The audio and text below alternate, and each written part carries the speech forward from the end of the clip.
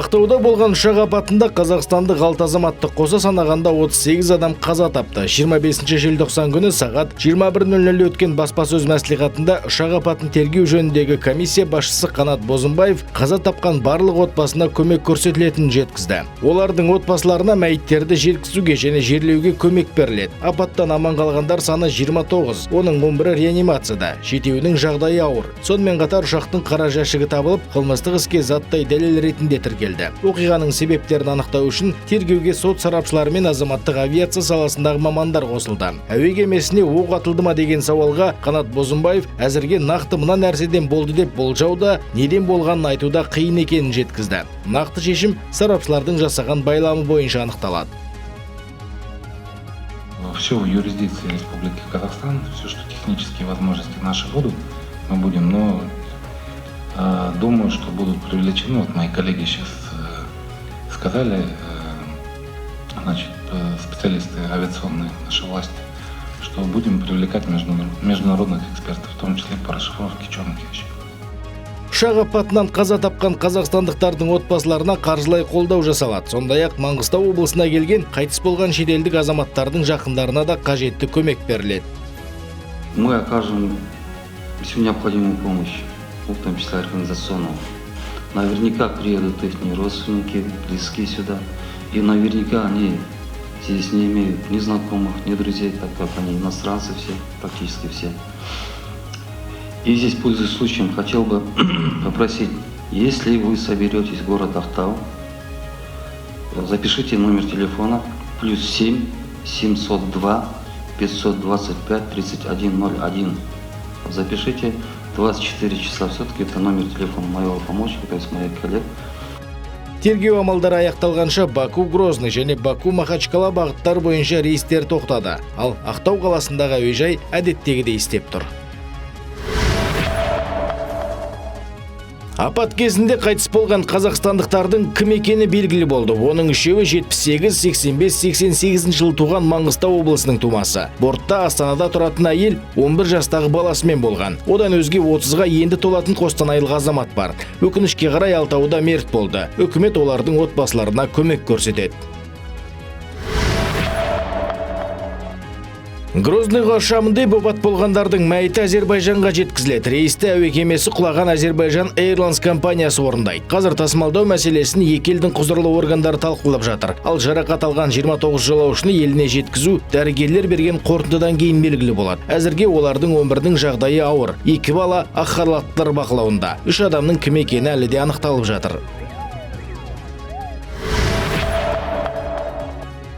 Азал әуе компаниясы тергеу аяқталғанша Баку-Грозный және Баку-Махачкала бағыттары бойынша рейстерді тоқтатты. Оның басқа бағыттардағы жолаушы тасымалы штаттық режимде жүзеге асырылады. Ал Ақтау қаласындағы әуежай әдеттегідей жұмыс істеп тұр. Рейстер өз уақытында ұшып жатыр. Жалпы Азал компаниясына тиесілі Embraer 190 әуе кемесі 2013 жылы шығарылған. Осы уақытқа дейін 9949 рет жерге қонған. Әуе кемесі осыдан 2 ай бұрын ғана техникалық тексерістен өткен көрінеді.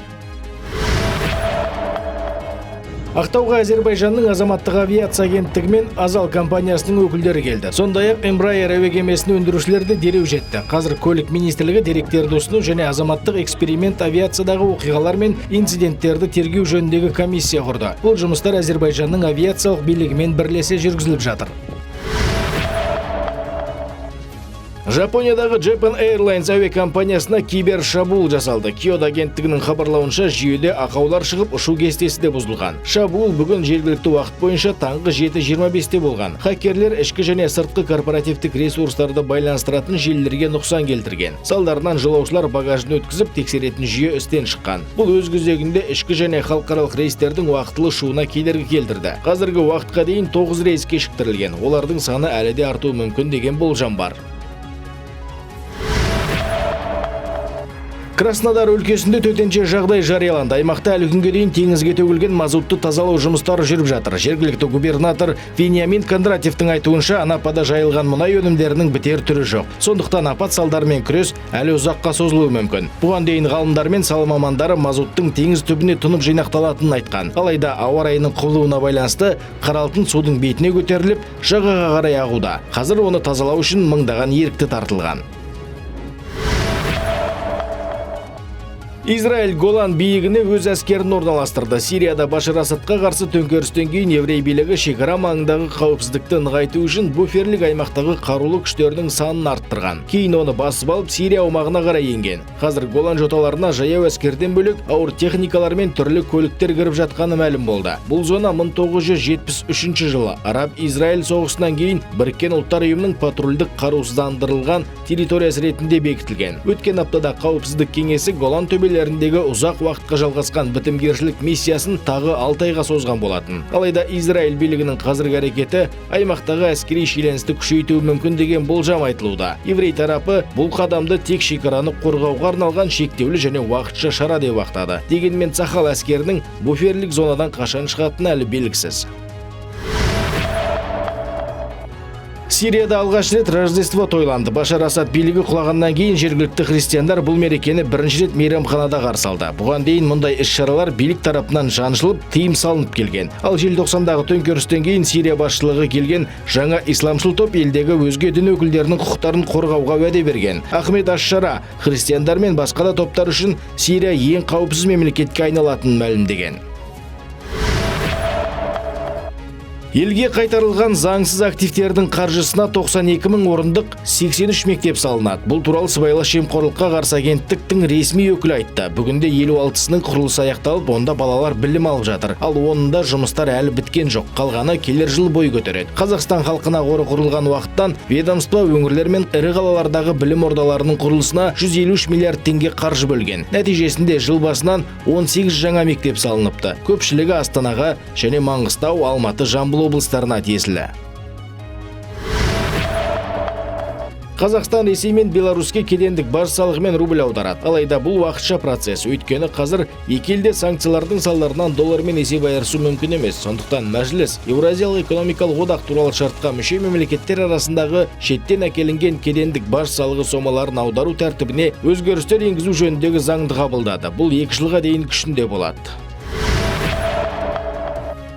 Астанада заңсыз такси қызметін көрсеткен 95 шетелдік елден шығарылды. Олар мұнда визада көрсетілген мақсаттарына сай немесе рұқсат қағазымен ғана жұмыс істеу керек. Алайда заңға пысқырмай еңбек еткендер әкімшілік жауапкершілік арқалады. Оларды жұмыспен заңсыз қамтамасыз еткен 34 қазақстандық анықталды. Кейбірі шетелдіктерге көлігін рұқсатсыз жалға беріп келген болып шықты. Ел тұрғындары декларацияны белгіленген мерзімде тапсырмаса, онда ол 0 көрсеткішпен ұсынылды деп саналмақ. Мұндай өзгеріс жаңа салық кодексінің жобасында жазылған. Бұл туралы мемлекеттік кірістер комитеті төрағасының орынбасары Жәнібек Нұржанов айтты. Сөзінше, бұл жаңашылдық салық есептілігін ұсынбағандарды айыппұлдан босату үшін енгізілгелі отырған көрінеді. Сондай-ақ бұл кірістер органдары қызметкерлерінің жұмысын жеңілдетіп, артық жұмыстан босатады. Егер салық төлеуші декларация ұсынбаса, онда ол 0 көрсеткішпен тапсырылды деп саналады. Салық төлеушіде салық есептілігінің қосымша нысанын ұсыну құқығы қалады. Соған орай есептілікті дер уақытында ұсынбаған үшін әкімшілік жауапкершілік жойылады, яғни бизнес үшін жазалау шарасы қысқартылады. Жылжымайтын мүліктің бірыңғай мемлекеттік кадастры бойынша 1,5 жылда 100 миллион өтінім түскен. Азаматтарға арналған үкімет корпорациясындағылар платформаны халық күннен күнге кең қолданып жүргенін айтады. Бір ғана мысал, биыл қазақстандықтарға атында үйінің жоқтығы туралы 44 миллион анықтама берілген. Бұл көш басында тұрған сұраныс. Қазір мұнда жылжымайтын мүлік бойынша 8 және жер кадастры бойынша 4 қызмет көрсетіледі. Магистратураға грант ұтып алғандардың тізімі белгілі болды. Мемлекеттік гранттар кешенді тестілеудің нәтижесімен конкурстық негізде тағайындалған. Тегін оқудан 2300 маман үмітті болыпты. Бұл жолғы ғылыми педагогикалық бағыт бойынша 75 балдан жоғары, бейіндік бағыт бойынша 30 балдан жоғары жинағандар қатысқан. Болашақ магистранттардан құжат қабылдау 26 желтоқсан мен келер жылдың 10 қаңтар аралығында жүргізіледі.